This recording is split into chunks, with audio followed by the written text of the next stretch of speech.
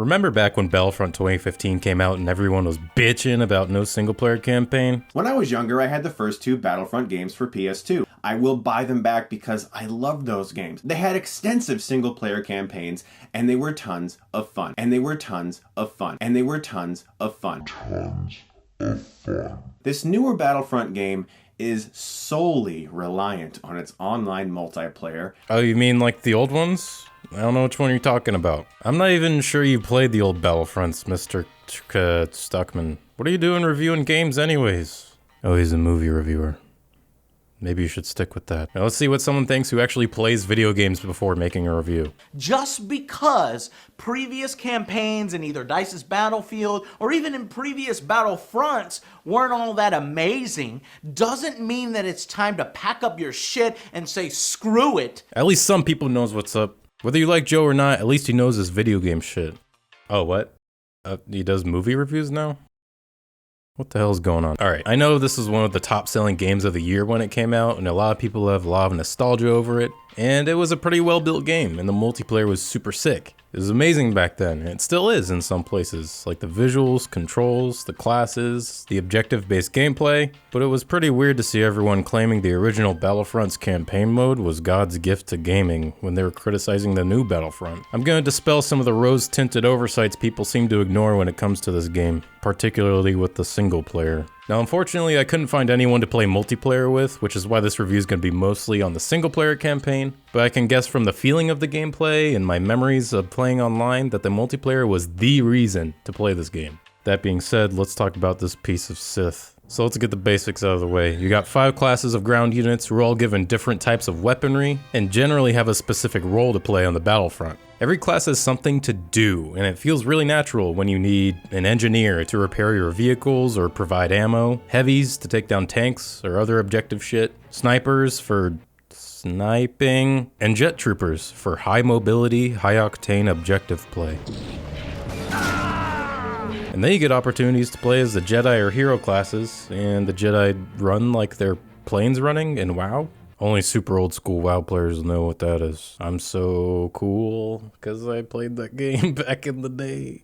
I hate my life. The heroes are horribly overpowered, which is par for the course at this point for Battlefront games. It makes sense where they got that for the new Battlefront, but it's stylistically designed to be that way, right? It's stylistically designed to be that way, and you can't undo that, but we can diminish the effects of it. Oh, cool, thanks, George. You know, I wouldn't have a problem with OP heroes if they were just a single-player component. I don't think players should suffer to a hero online. They should only suffer to better players equipped with the same shit. But I guess that's just a dated way of thinking. So you got 2 teams. They're trying to capture points, or capture flags, or some other objective on a wide selection of maps from the movies, like Tantive 4, Hoth, and the place that Padme died, I think? Yeah, cool. Now you can play the campaign mode on normal and elite mode, but just play normal. Elite difficulty is hard, like fucking hard, like in a boring, frustrating way, where you need to just exploit the game's AI as much as possible, so just play normal. Elite's not worth the frustration. You're playing as the 501st Legion, going from charity to charity, collecting money for children. And you play from Attack of the Clones up until the Battle of Hoth and Empire, from clone to Imperial form, from fighting the CIS droid scum to the Sith rebel scum. But the single player campaign is just multiplayer maps, kind of in a certain order. And really, that's it. Except there are some special objectives relating to the story mode, like, Stop the destruction of the Jedi holobooks. If you can keep at least one of the bookcases intact for at least 2 minutes, Command can scan the contents of the library. Are you having a problem, Master Kenobi? Right, something about a Jedi book burning is a really funny visual to me. Wait, wouldn't these books be public information? Do they have secret Jedi books that they don't want anyone to get a hold of? I guess it wasn't a public library.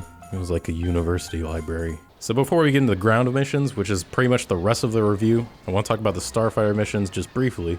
I want to say the dogfighting feels fucking amazing in this game. It's way less clunky than the new Battlefront, and the visuals are still fucking stunning after 12 years. However, some of the missions are incredibly frustrating. Like this one, playing under a ticking time clock. You have to bomb a bunch of different ships and turrets the entire mission, but in the final couple objectives, your bombs can hit and do no damage at all. and there's a long cooldown on bombs. I failed this one twice due to this glitch and decided, fuck it, I'm skipping it. At least they had that option though. Maybe they knew the missions were shit. This is kind of a running theme in this game. Really good gameplay, but in the single player campaign, it's frustrating and awful. On that note, let's talk about ground missions. They feel like how multiplayer might play, except with dumb as rocks AI. First off, you've got enemy AI who either lock onto you immediately, no matter how many of your teammates are nearby, and they just tunnel vision on you. Oh, fuck off! Ow! Fuck! Oh fuck, I got him. Yeah, how do you like that? Or they'll completely ignore you. It's better to just walk past them and finish the objective, which is also really stupid. Alright, no one wants to defend the princess, apparently. You just fucking killed yourself! And so am I!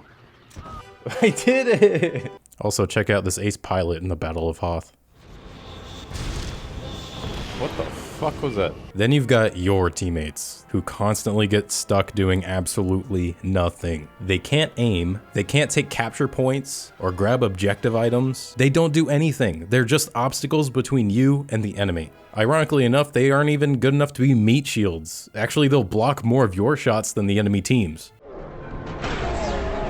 Also, check this out. Watch this one Jedi in the back destroying the last objective, the Jedi books that we were talking about, that we need to protect. Look at all of the teammates over there. These Jedi also die in one clean shot.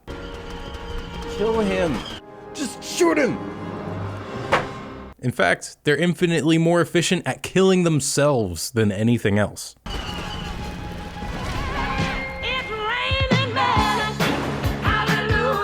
So basically, for every ground mission, you want to play as an engineer so you can heal yourself, heal your vehicles, and fight against the tunnel visioning enemy hordes while trying to get around your useless team. Oh yeah, and the enemies are infinite, even the enemy vehicles.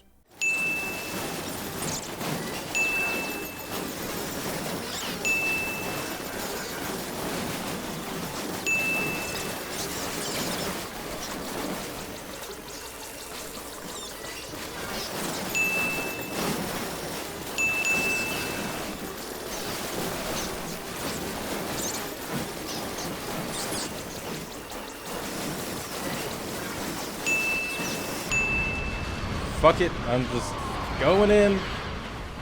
Go! Are you serious? That's all I had to do. I didn't have to do any of that.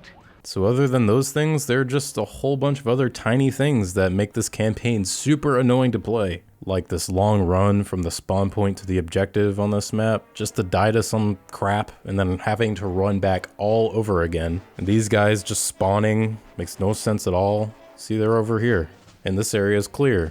And you walk in, and boom, there's just people everywhere. Cool. In this mission, they drop off a bomb for you, but they literally drop it off behind enemy lines and uphill.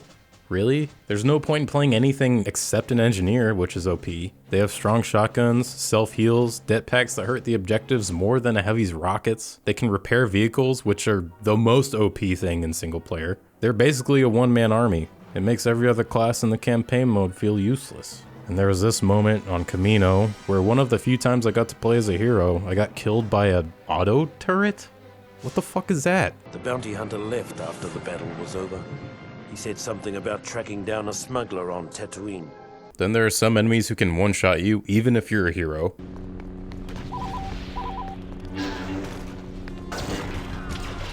What? This map on the Death Star is deceiving and just fucking wrong. The campaign mode is just frustratingly boring. It's just the multiplayer, but with bad AI.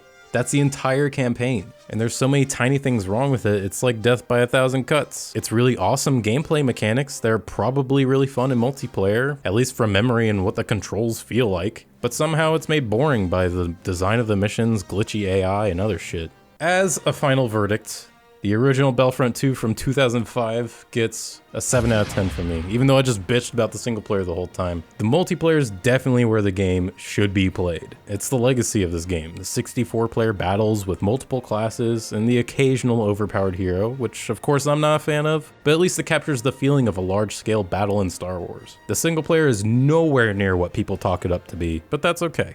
You know, that's fine. I'm okay with rating this game on the multiplayer that was populated years and years ago, because that's where the game was the best.